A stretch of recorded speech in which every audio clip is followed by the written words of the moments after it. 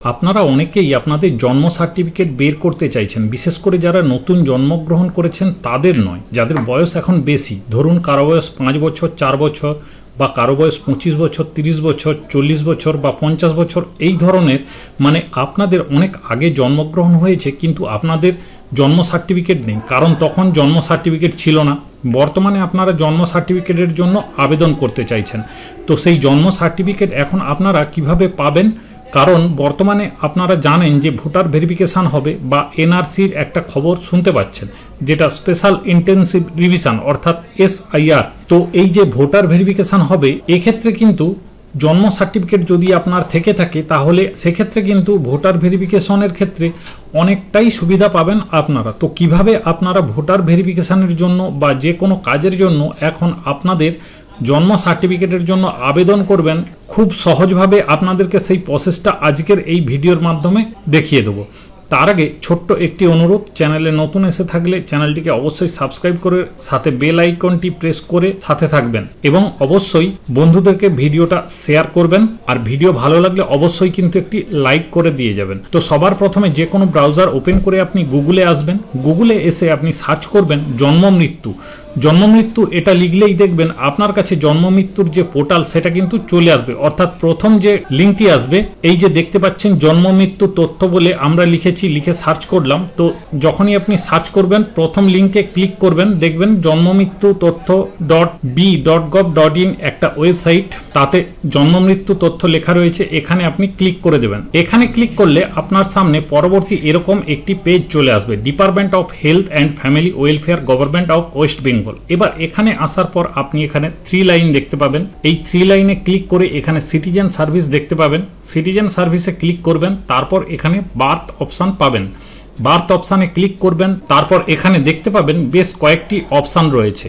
তার মধ্যে একটা অপশন দেখতে পাচ্ছেন ডিলে বার্থ সার্টিফিকেট বা বার্থ রেজিস্ট্রেশন বলে একটা অপশান রয়েছে। এই ডিলেট বার্থ রেজিস্ট্রেশন এই অপশানটা আপনাকে ক্লিক করতে হবে। এখানে আপনার একটি ফোন নাম্বার দিয়ে দিতে হবে, দিয়ে গেট ওটিপি বাটনে ক্লিক করতে হবে। এরপর আপনার ওই ফোন নাম্বারে একটি ওটিপি যাবে, সেই ওটিপিটা এখানে বসিয়ে সাবমিট অপশানে ক্লিক করে দেবেন। আপনি যখনই ক্লিক করে দিবেন আপনার সামনে ডিলে বার্থ সার্টিফিকেট যে রেজিস্ট্রেশন করার ফর্ম সেটা খুলে যাবে। তো এখানে প্রথমেই রিপোর্টিং ডেটেড, অর্থাৎ যেদিন আপনি আবেদন করছেন সেই দিনের তারিখটা অটোমেটিক এখানে থাকবে, এবং আপনার ফোন নাম্বারটা এখানে যেটা আপনি দিয়েছেন সেটাই কিন্তু থাকবে।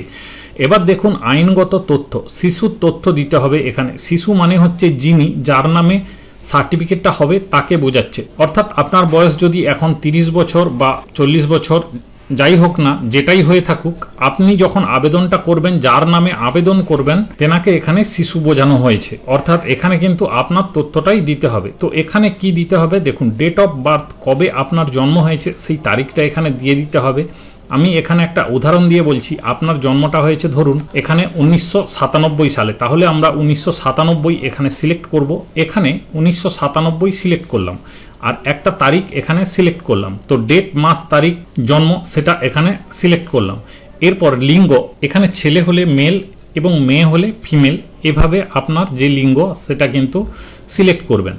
তারপর আপনার নামের প্রথম অংশ অর্থাৎ ফার্স্ট নেম এখানে দেবেন, মিডিল নেম থাকলে দেবেন, না থাকলে দেওয়ার দরকার নেই, এবং লাস্ট নেম মানে পদবি বা টাইটেল যেটা সেটা এখানে লিখবেন। তারপর এখানে মাল্টিপল প্রেগন্যান্সি এখানে ক্লিক করে বাচ্চাটা যখন হয়েছিল, মানে একজনই হয়েছিল না, একসাথে জমজ হয়েছিল, যদি জমজ বাচ্চা হয়ে থাকে তাহলে টুইন অপশানে সিলেক্ট করতে হবে। তো সিঙ্গেলটাই বেশিরভাগ হবে, সিঙ্গেলটাই আমরা এখানে সিলেক্ট করলাম।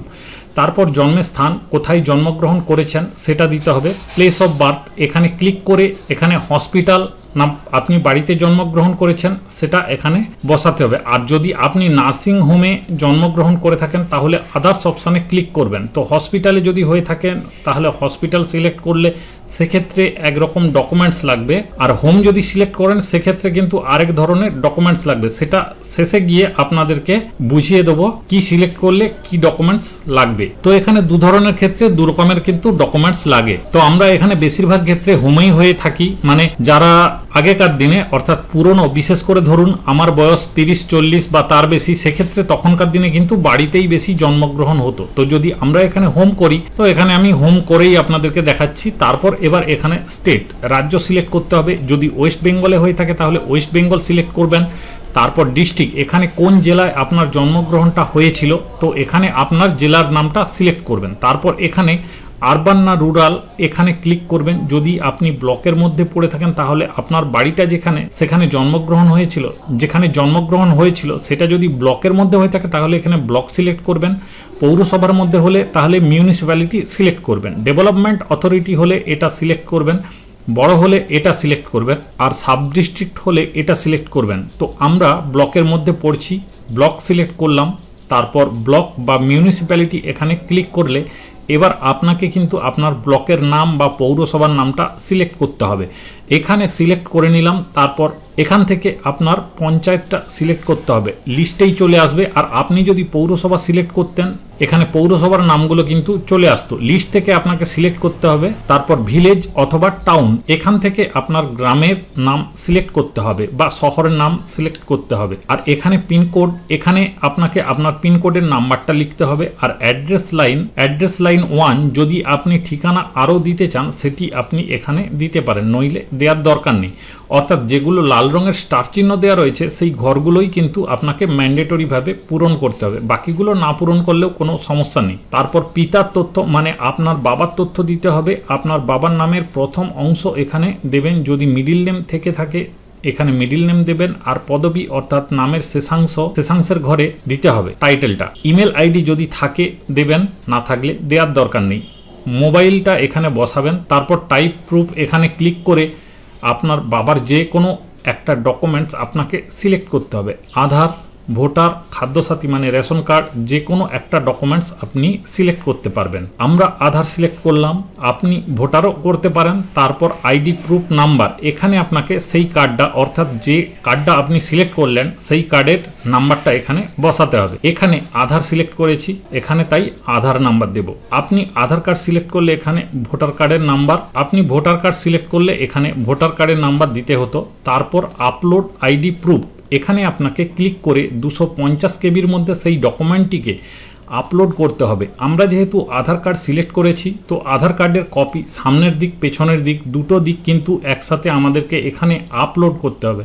তারপর মাতার তথ্য মানে মায়ের বিবরণ দিতে হবে। আপনার মায়ের বিবরণ, যিনি আবেদন করছেন বা যার নামে সার্টিফিকেটটা বের করবেন তার মায়ের বিবরণ, এখানে মায়ের নামের প্রথম অংশ দেবেন। তারপর মধ্যাংশ মানে মিডিল নেম থাকলে দেবেন, না থাকলে দেওয়ার দরকার নেই। এবং শেষাংশ মানে পদবি বা টাইটেলটা এখানে বসিয়ে দেবেন। এবং এখানে দেবেন ইমেল আইডি, থাকলে দেবেন, না থাকলে দেওয়ার দরকার নেই। মোবাইল নাম্বার দেবেন। তারপর টাইপ অফ গ্রুপ, এখানেও একইভাবে যে কোনো একটা ডকুমেন্টস মায়ের ক্ষেত্রে সিলেক্ট করতে হবে। এক্ষেত্রে আমরা ভোটার আইডি কার্ড সিলেক্ট করলাম। এখানে ভোটার কার্ডের নাম্বার বসাবো এবং এখানে ভোটার কার্ডটিকে আপলোড করে দেব। তারপর মাতৃমা আইডি, আপনার মাতৃমা আইডি যদি জানা থাকে তাহলে আপনি বসাবেন, নইলে বসানোর দরকার নেই। যেহেতু লাল রঙের স্টার চিহ্ন দেয়া নেই, কোনো সমস্যা নেই। তারপর বলেছে parent address of mother at the time of the children birth, বলছে শিশুর জন্মের সময় মাতার ঠিকানা, যখন শিশুটা জন্মগ্রহণ করেছিল সেই সময় মায়ের ঠিকানাটা কি ছিল। তা মা পশ্চিমবঙ্গেরই বাসিন্দা, এখানে ইন ওয়েস্ট বেঙ্গল রয়েছে। এবার বাড়ির নাম্বার যদি জেনে থাকেন তাহলে বাড়ির নাম্বার বসাবেন, না থাকলে দেওয়ার দরকার নেই। তারপর এখানেও এই যে হাউস নাম্বার যদি জানা থাকে আপনি বসাবেন, না জানা থাকলে বসানোর দরকার নেই। তারপর রাস্তা বা লেনের নাম, তো এখানে আপনার কাছাকাছি কোনো রাস্তার নাম যদি জানা থাকে আপনি কোনো রাস্তার নাম আপনি এখানে লিখতে পারেন। তারপর পোস্ট অফিসের নাম, এখানে আপনাকে ক্লিক করে আপনার পোস্ট অফিস মানে মায়ের পোস্ট অফিস, মায়ের যে ঠিকানাটা ছিল সেই পোস্ট অফিসের নামটা লিখতে হবে। আর এখানে পিনকোডের নাম্বারটা বসাতে হবে। তারপর রাজ্য, এখানে ক্লিক করে রাজ্য সিলেক্ট করতে হবে। তারপর এখানে ক্লিক করে আপনার যে জেলা সেই জেলার নামটা সিলেক্ট করতে হবে। তারপর এখানে আরবান রুরাল যেটার মধ্যে পড়ছে এখানে ব্লক মিউনিসিপ্যালিটি যেটার আন্ডারে পড়ছে সেটা সিলেক্ট করবেন। তারপর এখানে সেই ব্লক বা পৌরসভার নামটা আপনাকে সিলেক্ট করতে হবে। তারপর পঞ্চায়েত, এখান থেকে পঞ্চায়েত সিলেক্ট করতে হবে। আর এখানে আপনার গ্রাম বা শহরের নামটা সিলেক্ট করতে হবে। এবার মাতার স্থায়ী ঠিকানা উপরের ঠিকানার সাথে একই কিনা অনুগ্রহ করে মিলিয়ে নিন এবং চেকবক্সে টিক করুন। বলতে চাইছে উপরের আপনি যে ঠিকানাটা দিয়েছেন সেই ঠিকানাটাই যদি মায়ের স্থায়ী ঠিকানা হয়ে থাকে, মানে উপরের যে ঠিকানাটা দিচ্ছেন সেটা হচ্ছে বাচ্চার জন্মের সময় মায়ের ঠিকানা যেটা ছিল সেটাই যদি মায়ের স্থায়ী ঠিকানা হয়ে থাকে তাহলে আপনি এখানে চেকবক্সে টিক চিহ্ন দিয়ে দেবেন।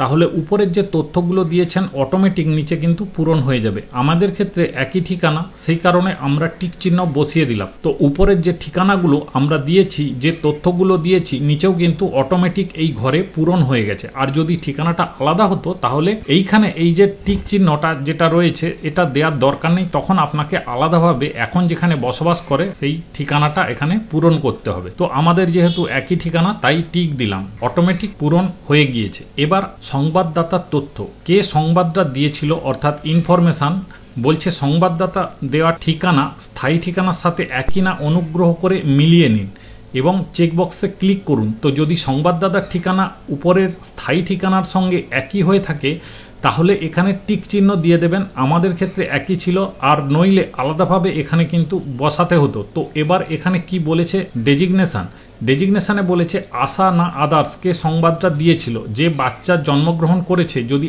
আশা দিয়ে থাকে তাহলে আশা সিলেক্ট করবেন, আর নইলে যদি আদার্স হয়ে থাকে তাহলে আদার্স সিলেক্ট করবেন। তো আমরা এখানে আশা সিলেক্ট করলাম। তো এমপ্লয় আইডি আপনার তো জানা থাকবে না, দেওয়ার দরকার নেই, যেহেতু লাল রঙের স্টার চিহ্ন দেওয়া নেই। আর এখানে সে আশাকর্মীর নাম দিতে হবে, যিনি সংবাদটা দিয়েছিলেন বাচ্চা জন্মগ্রহণের, তার নামটা এখানে দিতে হবে। তারপর তার বাড়ির নাম্বার জানা থাকলে এখানে দেবেন। তারপর বাকি যে তথ্যগুলো রয়েছে সেগুলো আমরা যেহেতু এখানে টিক চিহ্ন দিয়ে দিয়েছি, উপরের অটোমেটিক ঠিকানা অনুযায়ী নিচে কিন্তু পূরণ হয়ে গিয়েছে। আপনি যদি এখানে টিক চিহ্ন না দিতেন তাহলে আলাদাভাবে যে সংবাদটা দিয়েছিল বাচ্চা জন্মগ্রহণ করেছে সেই সংবাদদাতার ঠিকানাটা এখানে আলাদাভাবে পূরণ করতে হতো। তারপর পরিসংখ্যানগত তথ্য, পিতা ও মাতার তথ্য, মানে এখানে ধর্ম দিতে হবে। তো এখানে কি ধর্ম সেটা দিতে হবে, হিন্দু, মুসলিম, জৈন, তারপর আরও অন্যান্য রয়েছে এখানে খ্রিস্টান।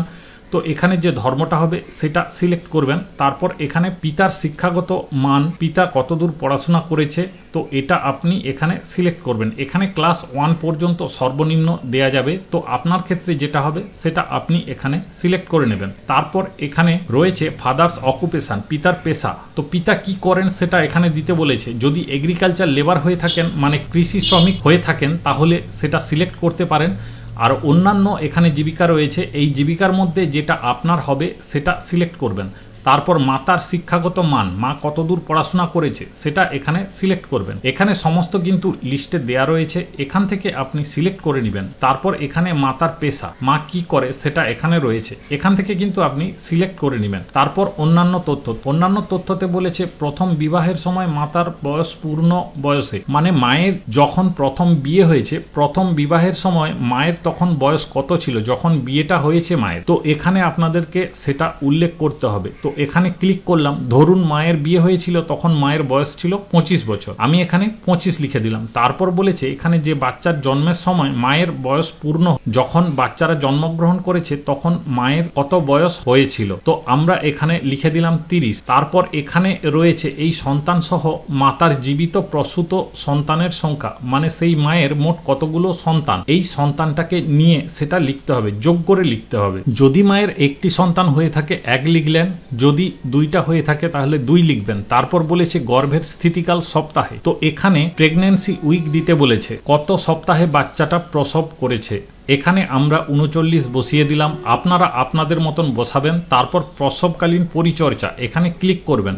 তো প্রসবকালীন পরিচর্যা কে করেছে, তো এখানে ডক্টর, নার্স, না টেন্ট উইথ ওয়াইফ, না কোনো গভর্নমেন্ট ইনস্টিটিউট থেকে করানো হয়েছে, না রিলেটিভ করেছে, আপনার আত্মীয় স্বজন করেছে, যেটা হবে আপনার ক্ষেত্রে সেটা আপনারা সিলেক্ট করবেন। তারপর প্রসবের পদ্ধতি, এখানে ক্লিক করে এখানে কিভাবে বাচ্চারা জন্মগ্রহণ করেছে, নর্মাল ডেলিভারি না সিজারিয়ান, তো যেটা মাধ্যমে হয়েছে সেটা আপনি এখানে সিলেক্ট করবেন। তারপর এখানে জন্মের সময় শিশুটির ওজন কত ছিল কেজিতে, এখানে সিলেক্ট করবেন। আমরা এখানে 3 কেজি সিলেক্ট করে দিলাম, আর রিমার্কে কিছু লেখার দরকার নেই। এবার দেখুন এখানে মেইন যে জিনিস, এই যে আপলোড ডকুমেন্ট, এই আপলোড ডকুমেন্টের জন্যই কিন্তু অনেকে এই ডিলে বার্থ সার্টিফিকেট বের করতে পারছে না, কারণ এই যে ডকুমেন্ট, এই ডকুমেন্টগুলো জোগাড় করা অনেকটা কিন্তু চাপের বিষয় বর্তমানে। তবে আমি আপনাদেরকে এই ডকুমেন্টগুলোর বিষয় নিয়ে সহজভাবে বিষয়টা বুঝিয়ে দেব। তো এখানে দেখুন, যেহেতু বাড়িতে জন্মগ্রহণ করেছে সে কারণে ফর্ম নাম্বার 1 দিতে বলেছে, আর যদি হাসপাতালে জন্মগ্রহণ করতো সেক্ষেত্রে কিন্তু আপনাদেরকে ডাক্তারের সার্টিফিকেট চাইতো, এখানে তখন ডাক্তারের সার্টিফিকেট অপশানটা আসতো। আমি একটু চেঞ্জ করে আমি আপনাদেরকে দেখিয়ে দিচ্ছি, যেটা আগে বলেছিলাম সেটা আছে কিনা দেখুন। আমি আমি এখানে যেখানে উপরে ছিল আমি আপনাদেরকে বোঝানোর জন্য একটু চেঞ্জ করে বিষয়টা বুঝিয়ে দিচ্ছি। দেখুন এই যে প্লেস অফ বার্থ এটা আমরা হোম করেছিলাম, এটা আমি হসপিটাল করে দিলাম। হসপিটাল করে দিলে এখানে এবার দেখব এখানে কি কি অপশানটা আসে। তো এখানে দেখতে পাচ্ছেন যখন আমরা হাসপাতাল সিলেক্ট করে দিয়েছি, হাসপাতাল সিলেক্ট করে দিলে কিন্তু এখানে ফর্ম নাম্বার 1 আসছে, তার সাথে সাথে আপলোড ডিসচার্জ সার্টিফিকেট বা সার্টিফিকেট ইস্যু বাই মানে মেডিকেল সার্টিফিকেটটা এখানে একটা চাইছে। তারপর এখানে পেমেন্টের চালান চাইছে আর পারমিশন সার্টিফিকেট চাইছে। আর যদি আমরা এখানে আবার হোম করে দিই, যদি বাড়িতে জন্মগ্রহণ করেছে সেটা যদি আমি আপনাদেরকে সিলেক্ট করে দিই, তাহলে আবার কি চাইছে আপনাদেরকে পার্থক্যটা দেখাবো। দেখুন এখানে হোম করে দিলাম, হোম করে দিতে দেখতে পাচ্ছেন এখানে আবার চাইছে 3টে ডকুমেন্টস কি কি না, ফর্ম নাম্বার 1, আপলোড পেমেন্টের চালান আর পারমিশন সার্টিফিকেট। মানে এক্ষেত্রে ডাক্তারের সার্টিফিকেটটা কিন্তু চাইছে না, দেখতে পাচ্ছেন আপলোডের ক্ষেত্রে কিন্তু চাইছে না। যখনই হসপিটাল করে দিচ্ছি তখনই কিন্তু ডাক্তারের সার্টিফিকেটটা চাইছে, আর বাড়ির ক্ষেত্রে ডাক্তারের সার্টিফিকেটটা চাইছে না। বাড়ির ক্ষেত্রে 3টা ডকুমেন্টস চাইছে আর হসপিটালের ক্ষেত্রে 4টা ডকুমেন্টস কিন্তু চাইছে। তো এই যে পারমিশন সার্টিফিকেট আপনাদেরকে আগে আবেদন করতে হবে। পারমিশন সার্টিফিকেট আবার আবেদন করতে গেলে আপনাদেরকে এখানে দেখতে পাচ্ছেন বেশ কিছু কাগজ দেওয়া রয়েছে, যে বিলম্বিত জন্ম সার্টিফিকেটের অনুমতি পাওয়ার জন্য, মানে ওই যে পারমিশন যেটা বললাম ওই পারমিশনটা এসডিওর কাছ থেকে নিতে হয়। তো এটা পাওয়ার জন্য আমাদেরকে কি কি কাগজপত্র লাগবে, পিতামাতার পরিচয়পত্র, পঞ্চায়েত বা পৌরসভা থেকে প্রাপ্তি সার্টিফিকেট ফর্ম 10 এটা পূরণ করতে হবে, ডাক্তারি সার্টিফিকেট বা পোলিও কার্ড লাগবে, আবেদনকারীর এফিডেভিট লাগবে, এফিডেভিট একটা, তারপর স্থানীয় 5 জনের ঘোষণাপত্র লাগবে, আর লেট ফি 1 বছরের মধ্যে হলে 5 টাকা এবং 1 বছরের বেশি হলে 10 টাকা ট্রেজারি চালানে জমা করতে হবে। এই কাগজগুলো আপনার লাগবে শুধুমাত্র পারমিশন সার্টিফিকেটটির আবেদন করার জন্য। তো এটা এই কাগজগুলো সমস্ত কিছু জোগাড় করতে হবে, তারপর আপনি পারমিশন সার্টিফিকেট পাবেন। মানে এই যে দেখতে পাচ্ছেন নিচে পারমিশন সার্টিফিকেট, এই কাগজটা আপনি পাবেন। তারপর আপনাদেরকে গ্রিপস থেকে আবার পেমেন্টের চালান কাটতে হবে, আর ফর্ম নাম্বার 1 সেটা আপনাদেরকে ডাউনলোড করে পূরণ করতে হবে। আর যদি হাসপাতালে হয়ে থাকে তাহলে ডাক্তারি সার্টিফিকেট একটা আপনাকে নিতে হবে। যে কোনো রেজিস্টার্ড এমবিবিএস ডাক্তার যার রেজিস্ট্রেশন নাম্বার রয়েছে তিনি একটা সার্টিফিকেট আপনাকে লিখে দেবেন, সেই কাগজটা আপনাকে কিন্তু আপলোড করতে হবে। তো এবার বিষয়টা হচ্ছে এই যে ডকুমেন্টসগুলো আপনি কিভাবে পাবেন, কোন ডকুমেন্টসটা কোথায় পাবেন এবং কিভাবে পাবেন, এই যে ডকুমেন্টসগুলো আপনাদের প্রয়োজন রয়েছে এবং এই যে পারমিশন সার্টিফিকেটের জন্য কিভাবে অনলাইনে আবেদন করতে হবে, এই সমস্ত বিষয়গুলো নিয়ে আমরা একটা সেপারেট আপনাদের জন্য আলাদাভাবে ভিডিও বানাবো। কারণ এই ভিডিওতে সমস্ত কিছু দেখাতে গেলে অনেক লং ভিডিও হয়ে যাবে, তাই একটা ভিডিও বেশি বড় করব না। আজকে আমি এটুকুই দেখালাম। এবার নেক্সট ভিডিওতে এই যে ডকুমেন্টসগুলো আপনি কোথায় পাবেন এবং পারমিশন সার্টিফিকেট কিভাবে আবেদন করবেন, সহজভাবে ডকুমেন্টসগুলো কিভাবে জোগাড় করবেন, সেই বিষয়ে একদম স্পেশালভাবে একটা ভিডিও বানিয়ে দেব। তো সমস্ত কিছু সহজভাবে বুঝিয়ে দিব যাতে আপনারা সহজেই এই বার্থ সার্টিফিকেটের জন্য আবেদন করতে পারেন এবং এই কাগজগুলো যাতে সহজেই আপনারা জোগাড় করতে পারেন সেটাও আপনাদেরকে বলে দেব। তো আজকের মতো এটুকুই আপডেট। আপনাদের যদি কোনো প্রশ্ন থেকে থাকে অবশ্যই কিন্তু কমেন্ট সেকশানে কমেন্ট করে জানাবেন এবং পরবর্তী ভিডিওর নোটিফিকেশানগুলো পাওয়ার জন্য চ্যানেলটিকে আপনারা কিন্তু সাবস্ক্রাইব করে পাশের বেল আইকনটি ক্লিক করে অল নোটিফিকেশানটি অন করতে কিন্তু একদমই ভুলবেন না। আর ভিডিও ভালো লাগলে অবশ্যই কিন্তু একটু লাইক করে দেবেন। সবাই ভালো থাকবেন ও সুস্থ থাকবেন।